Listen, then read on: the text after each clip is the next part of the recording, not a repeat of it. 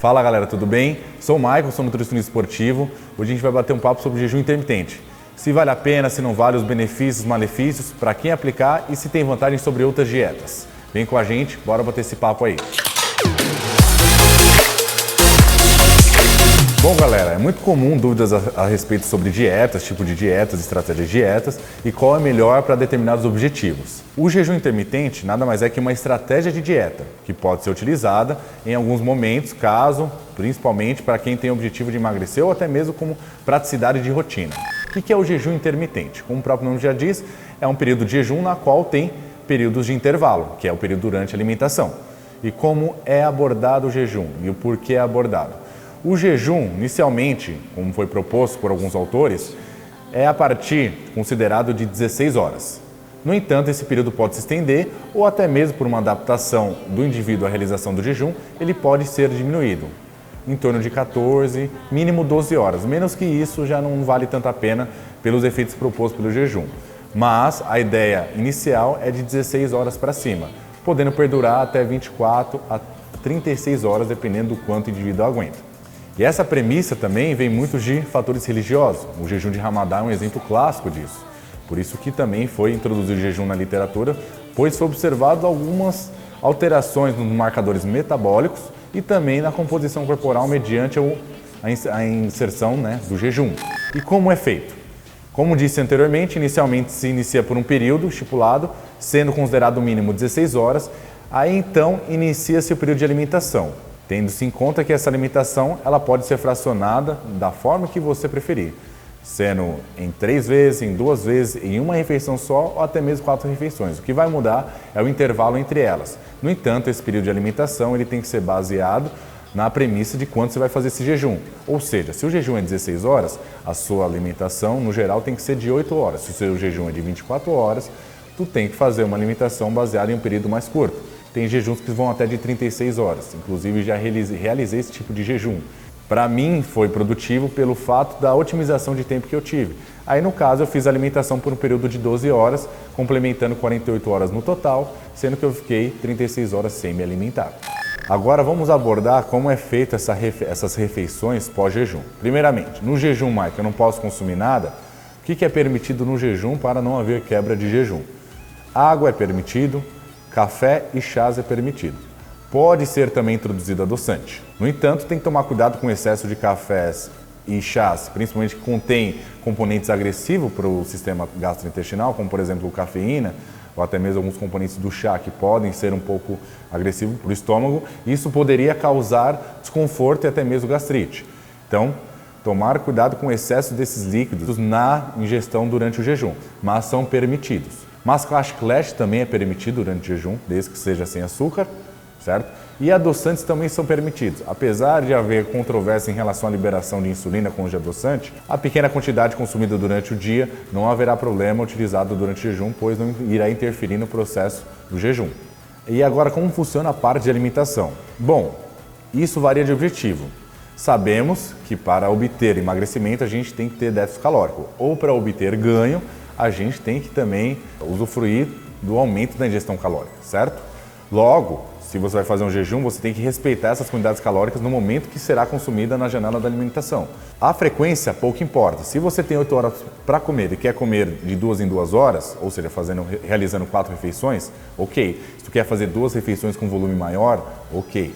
O que vai importar é o quanto você vai consumir tanto de macronutrientes, ou seja, proteínas, carboidratos e lipídios, e quanto de caloria no total. Então isso que deve ser levado em conta, justamente para que a gente tenha esse alcance da ingestão energética necessária para o objetivo do indivíduo. No entanto, temos uns poréns relacionados a esse aspecto.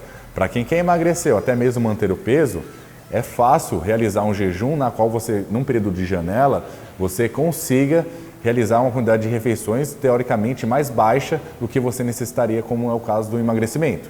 Ou seja, você come menos para emagrecer e isso facilita que você consiga ingerir menos caloria. No entanto, para quem quer ganhar peso, ganhar massa, é um pouco contraprodutivo. Haja vista que tu terá que consumir uma quantidade muito grande de caloria e muito grande de comida. E talvez o indivíduo tenha um desconforto, até mesmo problema de digestão quanto a isso. Algumas estratégias utilizadas para quem é adepto a essa estratégia do jejum é a utilização de enzimas digestivas para facilitar o processo. No entanto, ainda há relato de desconforto dependendo de quantas calorias você vai consumir. Imagina que o indivíduo ele tem um consumo diário de 4.500 a 5.000 calorias e tem que consumir isso em 3 a 4 refeições.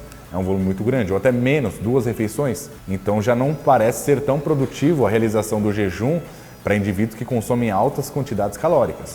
Outro ponto interessante também é em relação ao horário de treinamento. Não necessariamente você tem que cumprir a janela de alimentação após o treinamento, mas é interessante que você utilize na redondeza desse horário.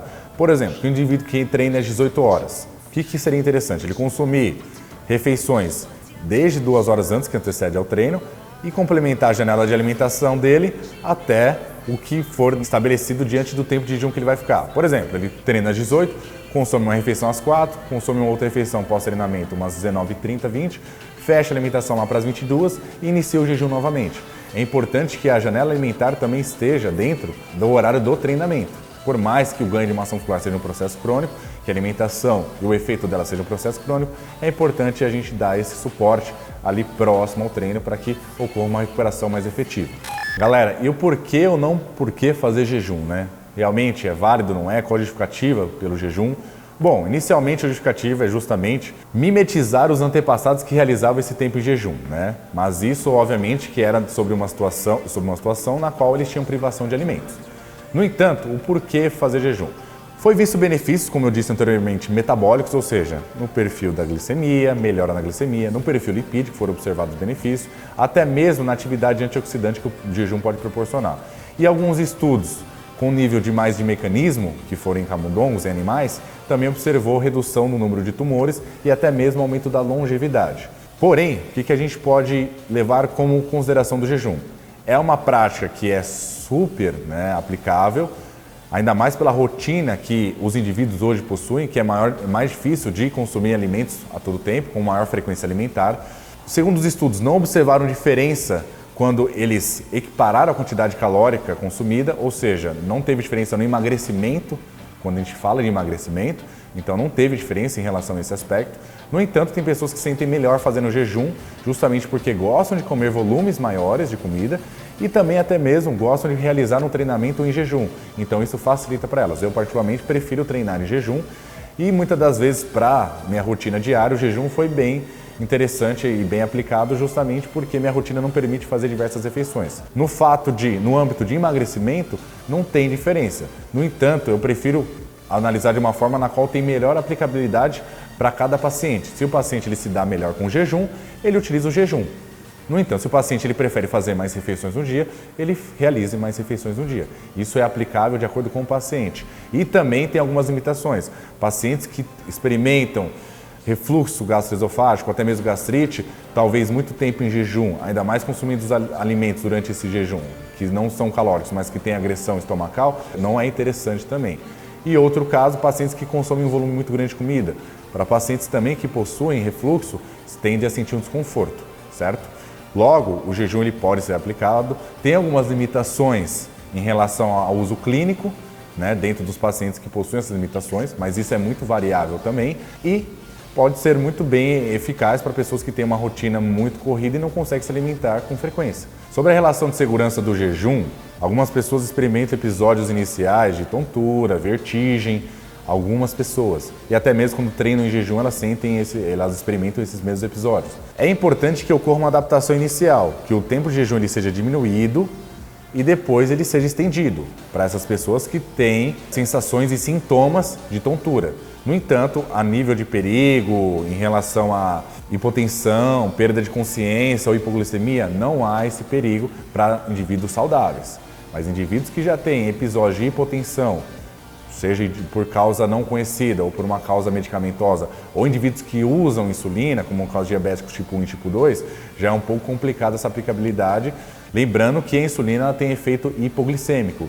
Então é importante que isso, se for utilizado, seja bem ajustado com a alimentação, mas isso tem que ser acompanhado com o médico para que regule a dosagem de insulina. Por segurança, é bom não arriscar nesses tipos de caso, mas pode ser utilizado quando alinhado com a prescrição médica. Bom, galera, é isso. Espero que tenham gostado. Se gostaram, deixe o seu like, se inscreva no canal. Qualquer dúvida, deixe nos comentários. Estará meu Instagram E o Instagram da Iridio na descrição do vídeo. Caso tenha alguma dúvida também, vocês podem mandar pelo Instagram. E tem o site da Iridio, caso esteja interessado em suplementos. Agradeço a Academia Gigo por fornecer espaço para a gente passar informação de qualidade para vocês. E tamo junto. Um abraço, até a próxima.